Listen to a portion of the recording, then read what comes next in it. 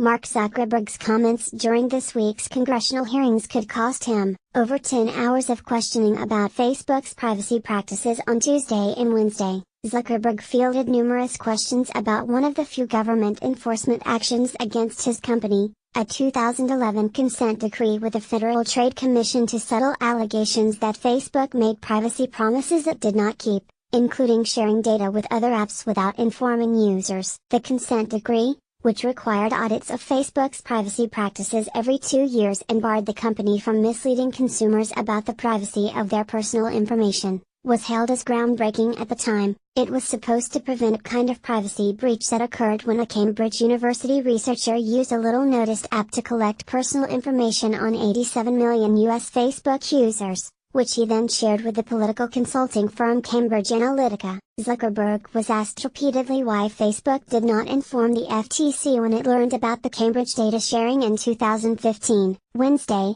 U.S. Representative Raul Ruiz, Democrat California, asked Zuckerberg if Facebook believed it was not required to report the breach under the terms of the consent decree. In retrospect, it was a mistake. We should have, and I wish we had notified and told people then, Zuckerberg replied. But, he added, I don't believe that we necessarily had a legal obligation to do so. I think that it was the right thing to have done. On Tuesday, Senator Richard Blumenthal, Democrat Connecticut, questioned whether Facebook should have permitted the app to gather data in the first place, since its data gathering practices appear to conflict with the consent decree. Blumenthal said Facebook's actions amounted to willful blindness. It was heedless and reckless, which, in fact, amounted to a violation of the FTC consent decree. Zuckerberg replied, Senator, it certainly appears that we should have been aware that this app developer submitted a term that was in conflict with the rules of the platform.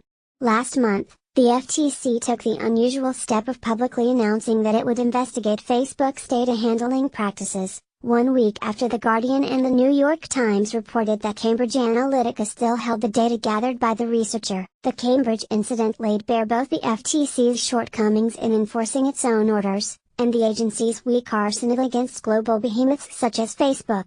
We're frankly learning just how outrageous it is that Facebook completely flouted this order, says Son Lester, a consumer privacy fellow with the Electronic Privacy Information Center, whose complaints to the FTC led to the 2011 consent decree. Epic is seeking all of the FTC's communications with Facebook regarding compliance with the consent order under the Federal Freedom of Information Act. Lester says the records may show whether Facebook had been lying to the FTC, or the FTC had been failing to do its job, or both.